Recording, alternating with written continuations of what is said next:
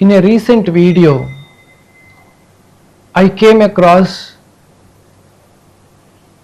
Śrīla Prabhu is claiming that a person, a guru in ISKCON can fall down, and if others are talking about it and telling everybody that he has fallen down, it's wrong, you should be compassionate on him, you should help him on the humanity grounds to recover. This led me to look into what Śrīla Prabhupāda says about Guru and Guru fall down. So Prabhupada says, who can become Guru?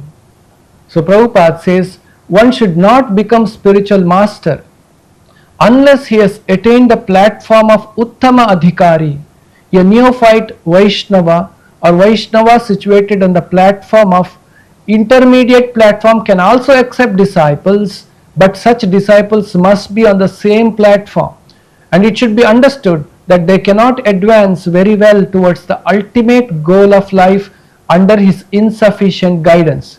Therefore, disciples should be careful to accept an Uttama Adhikārī as a spiritual master. Then another place, Śrīla Prabhupāda says, a spiritual master is always considered either one of the confidential associates of Radharani or a manifested representation of Nityananda Prabhu. Another quote, when a person has attained the topmost position of Mahābhāgavata, he is to be accepted as Guru, worshipped like Hari. Only such a person is eligible to occupy the post of Guru. And in one place, a disciple asked a question to Śrīla Prabhupāda, I have recently told by one devotee that Acharya does not have to be a pure devotee. Prabhupada, what? Disciple, that the Acharya does not have to be a pure devotee. Prabhupada, who is that rascal? Who said? Who is that rascal? The Acharya does not have to be a pure devotee. You can see Prabhupada was very clear who can become Acharya. Then the most important quote, Prabhupada states that in the Chaitanya Charitamrita Madhya Leela, there is no possibility that a first class devotee will fall down, even though he may mix with non-devotees to preach. Now this is what we all have read in Śrīla Prabhupāda's books. The Guru means Mahābhāgavata, who has access to the spiritual world, who is authorized by the predecessor spiritual master, and Vacho Vegam, all the Vegas, the urges of the belly, urges of the genital, everything he should have controlled in the nectar of instruction we heard. And this is what we understand as a Guru, who is a deliverer of fallen souls, and so that fallen souls can go back to Krishna. Now when I heard the Guru can fall down and we should be careful, you should be compassionate on that person, I became very curious to know, is that the philosophy within ISKCON? So then I found a shocking revelation that ISKCON law book. I wanted to show you what ISKCON law book talks about the Gurus. Let us go through that. Look at the mandatory qualifications to become Guru in ISKCON. There are many. I just wanted to highlight few of them. Must not have had a fall down within 5 years. Somebody is managed for 5 years not falling down, he becomes qualified. Then some of the regulations on Diksha and Shiksha Gurus in ISKCON. One is that the person should get endorsement by an area council to become Guru, and a candidate for Guru in ISKCON must first receive a majority vote of approval in the council composed of all the GBC zonal secretaries of his current preaching area, at least 10 other senior devotees residing in the candidate's area of activity. The council will be organized and governed by the GBC secretary. And here one more point. the candidate has resided for less than 5 years in the area making the nomination, the recommending council shall obtain no objection letter from the GBC and temple presidents of the other area the candidate resided in during the 5 years previous to his recommendation. So no fall down happened 5 years before that where he resided. So from there no objection letter has to be brought. Then standard in relation to ISKCON spiritual authority. How should the Guru behave with ISKCON spiritual authority? Must not direct the disciple to make changes in the service or ashrama without first securing the consent of the disciple's local authority. So Guru has no powers to change a service or ashrama of a disciple unless taking consent or approval from the local authority. So these are the powers to the Guru which is given. Now the sanctioning of Gurus by the GBC. There are 4 levels or sanctions in terms of if the Guru's misconduct leads into these 4 kinds of actions. 1.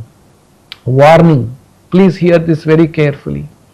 If a Guru found deviating from the neglecting spiritual practices, but the deviation or negligence is not very severe or habitual, if a Guru is transgressing the approved standards of guidelines for Guru behavior, such as canvassing for disciples, etc., the Guru should be warned confidentially. Nobody will know. He will continue to do his duty, but he will be confidentially told, please do not do this, and he will be instructed like that. Warning is given to Guru. Then probation. If warnings are not heeded, or if the deviation or neglect of spiritual practices are of a more serious nature, or if the transgressions of Guru codes of behavior are serious and habitual, the Guru may be put under the probation with the specific conditions which regulate his Guru functions, including temporary withdrawal of authorization to initiate new disciples. In addition, he may be given general recommendation or specific activities to perform as part of a program for his rectification or eventual reinstatement. So he has done a mistake, the warning is given, he has not improved, then he will be under probation. He cannot give new initiation, but earlier disciples will continue to worship him and consider him as a Sakshad Haritvena and to worship him in the altars. And then next level called suspension. If a Guru blatantly ignores the terms of probation or repeatedly breaks one or more of the regulative principles or acts in a manner which seriously harmfully disregards existing ISKCON or GBC policies, or leaves his ashrama or sannyasa without authorization, or leaves the association of devotees and the ISKCON movement and completely deviates from the standards of sadhana, he may be suspended. If a Guru is suspended, he cannot give initiation, nor maintain an absolute shiksha position in relation to his disciples, nor he be introduced as a spiritual master, nor perform his Guru functions such as receiving Guru Puja or the acceptance of Dakshina. Now, the Guru is suspended because he is breaking the regulative principles. He is suspended, he is not removed. There is a possibility for him coming back. So he suspended Guru's disciples, what they should do. There is a direction which we will see. So Guru is allowed to break the principles and still he will continue under suspension. Then comes the removal.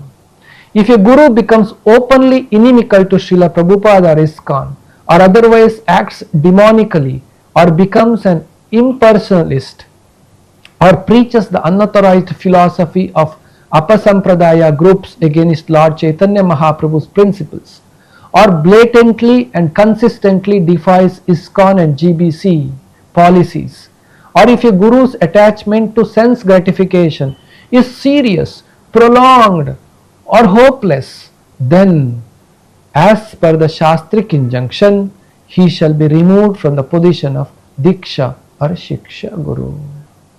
This is very shocking to me, that there is a provision that Guru can break the principles.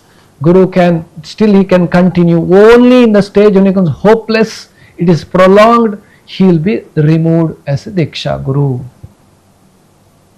Now, what should Guru do? This is from the organization point of view. Now from the Guru, what he should do? If Guru becomes hopelessly engaged in sense gratification and or material attachment, is unable to function or continues acting as a spiritual master for his disciple, he may renounce his position by giving written notice to GBC with request for GBC to give direction to his disciple for their further advancement in Krishna consciousness. So if he becomes hopeless, he can resign, he can tell GBC. Or if a Guru feels for other reasons that he is unable to function or continue acting as a spiritual master for his disciple, he should submit his case to the GBC to receive direction for himself and his disciples. This is for Guru. Now what about the system of Guru Puja in ISKCON? What the disciples are supposed to follow is mentioned here in the 6.4.8, worship and etiquette, the ceremonies, Guru Puja. A disciple of ISKCON Gurus other than Śrīla Prabhupāda may offer Guru Puja to their Gurus outside the temple room. The temple should provide facility for these disciples' worship. Vyasa Puja. Vyasa Puja for ISKCON Guru other than Śrīla Prabhupāda should only be observed on one day a year coinciding with the birthday of Guru. This celebration may be held in the temple room. Restricted titles. A Guru cannot use or allow his disciples to apply to him the honorific title, His Divine Grace, or the honorific ending in Pada in written publications or written documents, written public documents, or in the open public forum. However, such titles may be used in communications among disciples or the disciples of their Guru. Photograph in altar. A pujari who is not initiated by Śrīla Prabhupāda shall keep the picture of his Guru on the altar while offering the arati. The picture must be substantially smaller than those of the predecessor acharyas in disciplic succession, or if not substantially smaller, be placed on a lower level. After the arati, the picture should be removed from the altar. Seat in the temple room. There should be one seat reserved for ISKCON Gurus and their god brothers and sisters for giving Shastra classes in the temple room. Disciple of ISKCON Guru should sit on a lower asana or cushion, since it is improper to sit on the same asana used by the Diksha Guru. Now the most painful part of whole system. Guru under suspension, 6.4.8.5. No public worship. Now Guru is been suspended, not removed. He may come back. He is suspended for time being. Now disciple sees that he is not been called as a Guru in ISKCON. He is not publicized. He is nowhere giving any initiation. He comes to know the Guru has been suspended. What should disciple do? Look at here. There should be no public worship of a Guru who is under suspension by the GBC. There is no worship for him. Disciples offering arati. While performing arati to the deities, a disciple of a suspended Guru should offer the various articles through Śrīla Prabhupāda to the disciplic succession. Now Śrīla Prabhupāda comes back and helps the suspended Guru's disciples to offer to Krishna. Disciples offering bhoga. When offering bhoga to the deities in the temple or outside the temple in ISKCON establishments like restaurants, a disciple of a suspended Guru must offer through Śrīla Prabhupāda to the disciplic succession. Again Śrīla Prabhupāda comes back to save the situation, that he can help the suspended Guru's disciple to offer his bhoga to the Lord. And disciples offering obeisances. while offering obeisances in a public place, a disciple of a suspended Guru should recite Śrīla Prabhupāda's pranam mantra aloud and should chant the mantras to the suspended Guru silently or not at all. Look at here. The suspended Guru we just read, who is breaking one or more regulative principles, and such person's mantra should be silently chanted by the suspended Guru's disciple. That is allowed. That means still they are being worshipped. Murtis of Gurus inside the temple room. There shall be no establishment of murtis in any of the ISKCON temple room or ISKCON Guru subsequent to Śrīla Prabhupāda in succession. Now, when will be the rejection of the fallen Guru? When is the Guru should be rejected by the disciple? Now, disciple has the right to reject the Guru. When is that? This is the most shocking and funny part of the resolution. 6.5.1.1.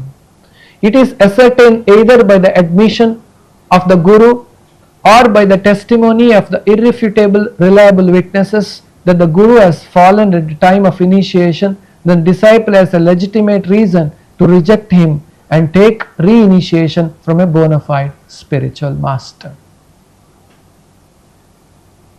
So he can reject when Guru has accepted he has fallen. Further, hopelessly entangled in sense gratification. If a Guru has become hopelessly entangled in sense gratification, after reading Śrīla Prabhupada quote, it appears to me like though it is some like a look at a the fair person in a black color, something very contrary in the sentence. A Guru has become hopelessly entangled in sense gratification, has been established by reliable testimony or by his own admission that he has been regularly violating the regulative principles of Krishna consciousness. If there is virtually no hope for his rectification, then the disciple should reject him and may accept re-initiation. Takes on demoniac qualities. If a spiritual master takes on demoniac qualities and becomes inimical to ISKCON, he should be rejected and the disciple may take re-initiation. The most striking and funniest part is here. When not to reject the fallen Guru. Guru has fallen but disciple should not reject. This is what Śrīla Prabhu is referring.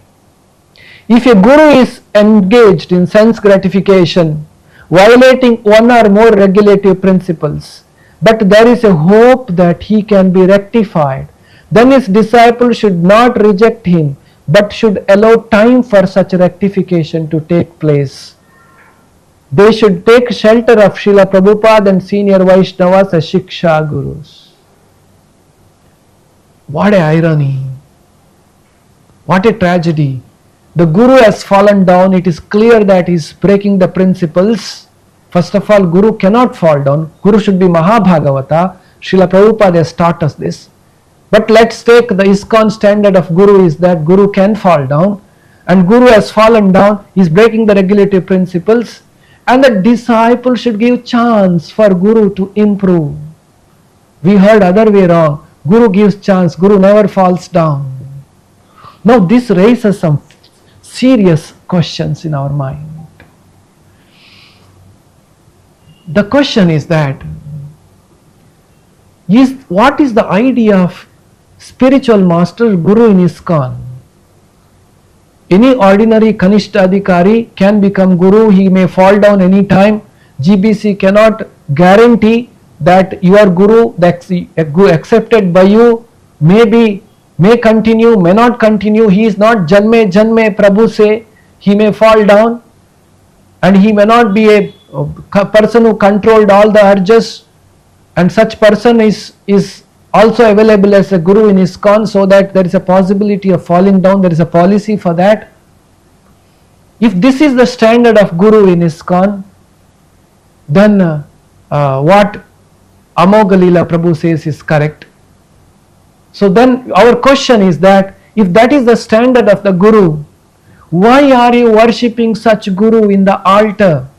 Why are you offering pranama mantras? Why are you having honorific titles to them among the disciples? How can such person help a disciple to offer bhoga to Krishna? These are serious questions in the Guru system which is there in the ISKCON. And we eagerly wait for the GBC or the ISKCON to answer these most fundamental questions of the spiritual life of a disciple or a sincere devotee of the ISKCON follower. So or at least can you add this portion of your ISKCON law book resolutions in the newly initiated disciples or ISKCON disciple course material, so that the aspirants for Diksha are aware of the standards of Gurus of ISKCON. So we request the authorities of ISKCON to clarify what is your stand on Guru. Is he a conditioned soul? Is he a pure devotee? If he is a pure devotee, can you guarantee that he will not fall down? If he can fall down, why he is worshipped in the altar, which is the most purest place in the temple? And why you are saying he is taking bhoga to Krishna and offering? Who is delivering us? Who is taking us back to Krishna? This is very serious.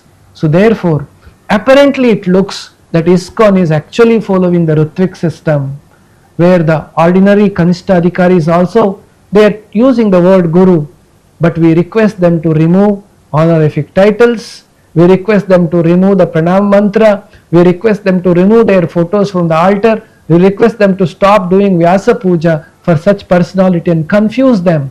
Don't make them look like as equivalent to Prabhupada in the paramparā.